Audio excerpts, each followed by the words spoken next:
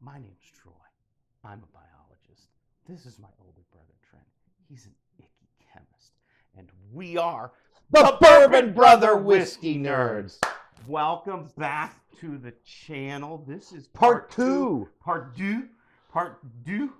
of The Brothers Blind. If you watched the earlier Brothers Blind video, which if you haven't, you should. Why are you behind on your Bourbon Brother Whiskey Nerd? Precisely. Trent picked 5 bourbons for me to blind, and now I have done the same. So, I'm not going to tell you much of anything. There is a theme to these. I will tell you at the end. And we'll go from there. And while he's working through these, we're going to talk a little bit about the bourbon industry. So, here in the last, turn of 2025 on into February, there's been a lot of talk, and even leading up to before that, about what is happening with the bourbon industry in America. And let me be clear, I don't have divine perspicacity to tell you what's going to happen. Perspicacity? That's triple word score on perspicacity. So, very much so. But I think, what I can tell you is what we've noticed over the, 2 or so years that we've been collecting and seeing what's happening with the industry. So there was an announcement not that long ago by Brown-Forman. Brown-Forman is the parent company of uber big distilleries like Old Forester and Woodford Reserve and Jack Daniels and all of the likes of that. And one of the things that they announced was they are shuttering their in-house cooperage. They, for a long time, and perhaps were the only distillery that was making their own barrels. We actually saw it when we toured their distillery. So that was a little bit sad, going to result in a reduction of the workforce of about 12%. And what everyone seems to want to know is what's happening with the bourbon industry. And primarily what they want to know is, our price is going to go down. Well, I have a little bad news for you folks. I don't think so.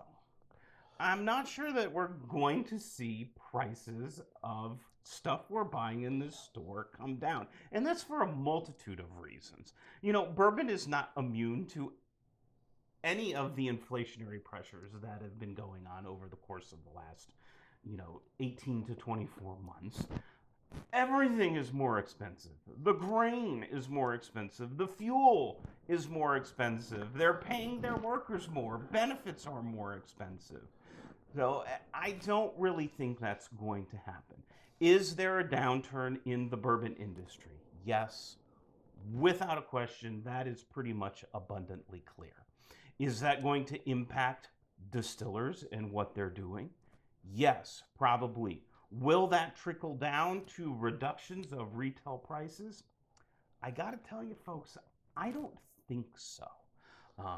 And I say that for a multitude of reasons. Number one, companies are averse to lots of things. One of them is losing money.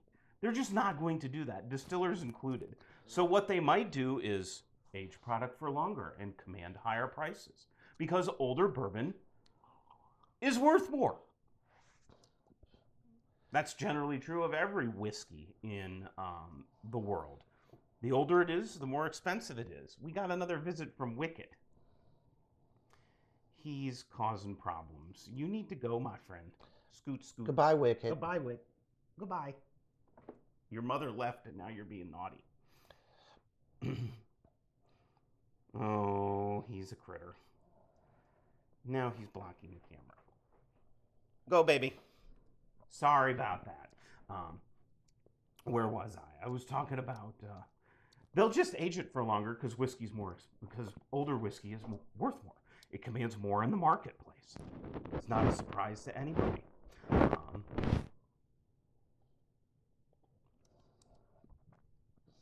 you doing over there, Trent?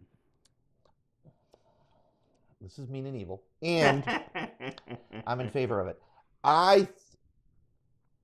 They all smell phenomenal. Really, really nice. Like them all. I think they're all a little floral. I'm wondering if there's a Four Roses theme. I'm wondering if there's a a high rye theme. Neither of these would disappoint me. I'm a big fan of both high rye and Four Roses. Big Four Roses fanboy. But that's making them hard to place. Um, I think they all smell high rye, floral, almost so herbal they're almost potpourri or perfumey. Not as much perfumey as, again, a lot of herbal notes, things like that. I'm working through right now. I like C the most. That could change. These two are sort of deciding at the bottom. Those two are in the middle. D and E are in the middle. So right now I think I'm leaning towards A on the bottom. I'm going to go through them again. Okay. One note on the bourbon industry, though. I think it's just incumbent on whiskey people to just buy in your own particular price range. Don't stray from it. If you can't afford the bourbon, please don't buy the bourbon, right? Like, that is not a good thing. If you can't afford the whiskey, don't buy it, right? The other thing we'll shift gears to and talk about, and Trent and I are not large proponents of the secondary market. Nope. At all. I don't know, and I don't think I have ever bought a bourbon at what I would consider secondary market prices. Is there a downturn in the secondary market? Yes. That has been happening for about the last year. And it really depends on what it is. You see this most often with things that are hard to find. Weller comes to mind as probably the most often, but this happens with everything. That's hard to find. Jack Daniel's Coy Hill was released. It's on the secondary. Russell's Reserve 15 is on the secondary. 13 is available on secondary. Is there a downturn in the secondary market? Yes, there is. Can I tell you what that is? Nope, because I really don't pay much attention to it, and I really don't follow it all that much, and I don't think Trent does either. You have to be really careful with what I call the FOMO, the fear of missing out. And I'm going to use a bottle that's back there in my collection to talk about. It's Weller 12 Year. It is a perfectly respectable and good bottle of whiskey at MSRP, which is maybe $55. It's a decent sip at $50. Yeah. It's a good sip. It's a perfectly The fine sip. secondary market gets a little crazy. 200. I mean, even at a bill, I think it's a pass. Ridiculous. It's just, so I think one of the things and the traps that you can fall into is, oh my gosh, I have to try this. It's amazing. And that builds it up in your mind and in your psyche to something that it is simply not. Are there bottles of bourbon I would spend $200, $250 on? Yes. Absolutely. I have. But also, again, as we always say, buy within your budget. There are a host of bourbons in that $50 to $80 price range that are phenomenal and really good and relatively obtainable and relatively easy to find.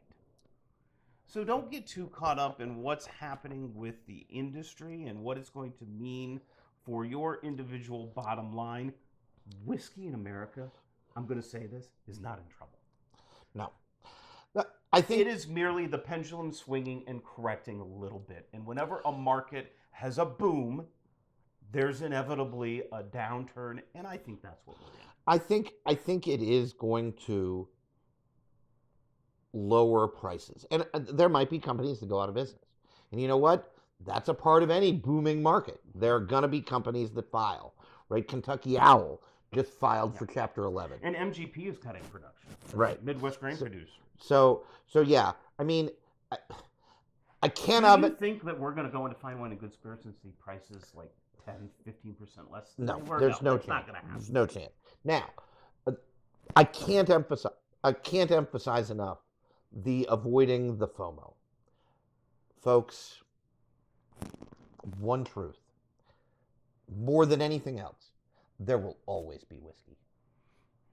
If you want the whiskey, get it. If you want to drink it, drink it. There will always be whiskey. Taxes and whiskey. Never going away. Never going away.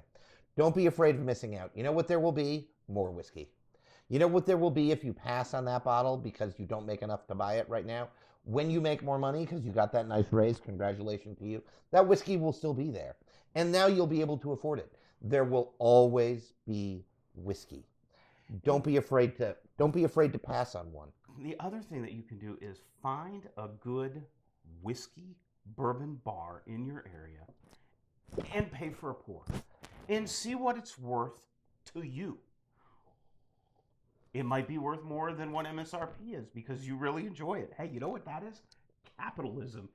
Trent and I are fans of that. Without a doubt. More than any ist, we are capitalists. So we are definitely fans of that.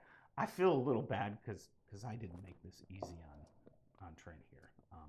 And I can tell he is in his blind thinking man mode and he is burning through these. I think I have an order. Oh, are you ready? All right. So what is in last? I'm going to go with that. I think I'm going to go with that. Place is Again, A. I think all of these are, I mean, I like them all. There's nothing in here that I don't like. Again, similarities, I'm going to say they're all high rye. Yeah, that's fairly accurate. I'm going to say they're all very floral, very almost potpourri-esque. I want to say for when I smell a whiskey and I get high rye floral notes, I immediately think for I think we both do that. Right. Because I'm going to say something pretty bold.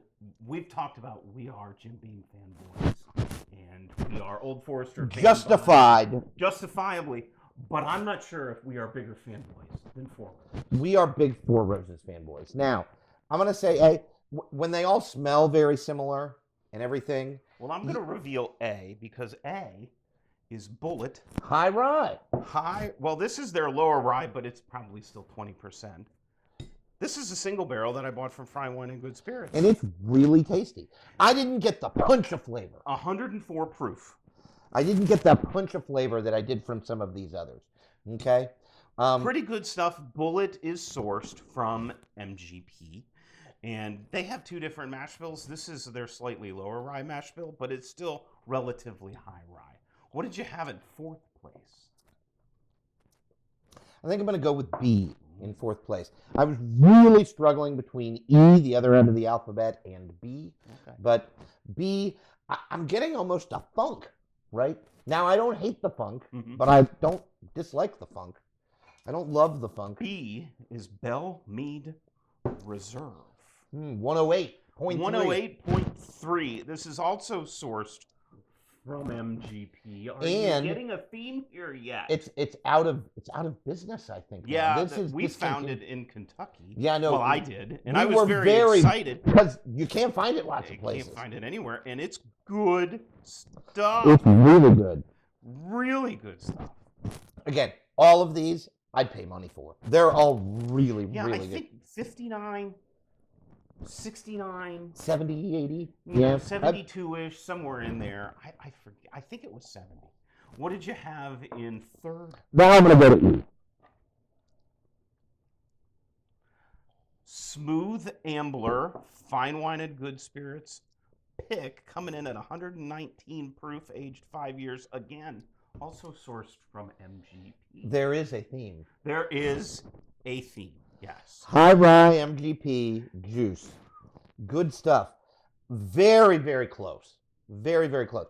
I feel like it was A space, B space, E, really not much of a space, D. So D is number 2. D is number 2. Copper and Cask. MGP juice 70-21-9. This is a pick I got from New Hampshire Liquor, Wine, and Spirits. I remember when you drove to New Hampshire. I did. I went to New Hampshire. And you went to a New Hampshire liquor store. I did. Because, of course, why the hell wouldn't you? Of course I would. And, you're traveling. Those New Hampshireans, it is a controlled state, but they're smart. Because this one was right off 95, and if you travel the Pennsylvania Turnpike, it was like a turnpike stop. It was easy on, easy off. It was dedicated for this liquor store. I was like, these New Hampshireans know what they're doing. And you know what they understand capitalism. Correct. Right? Like there's nothing wrong with it. But no. And then I am going to say there is a space. And then, so again, A space, B space, E really close to D. If I place D third and E second, nobody cares, right? But it's really, really close. And then there's a space. I really enjoyed the living crap out of C. Really, really good. You know what I think it is? It's sweeter, and I dig it. Well, C is George Remus Reserve, also sourced from MGP, and this was a Justin's House of Bourbon single barrel pick that we picked up on our first trip to Kentucky. Yeah, this is mean and evil because it's barrel picks. Yeah, and it was kind of mean and evil. Not all of them are barrel picks, all but one of them, correct. But the theme was, of course, 114.2 on the proof on that. Well, is that the highest proof? It might be. No, it was 119. The Smooth Ambler was Yeah. there. They were No. all fairly close. I mean, more or less, relatively. The reason I like this is, oh my gosh, that punch of flavor. Early to mid palate just sold me. I was sold from sip one, loved it from hello, right? All the noses are very similar, but I'm going to take a sip again.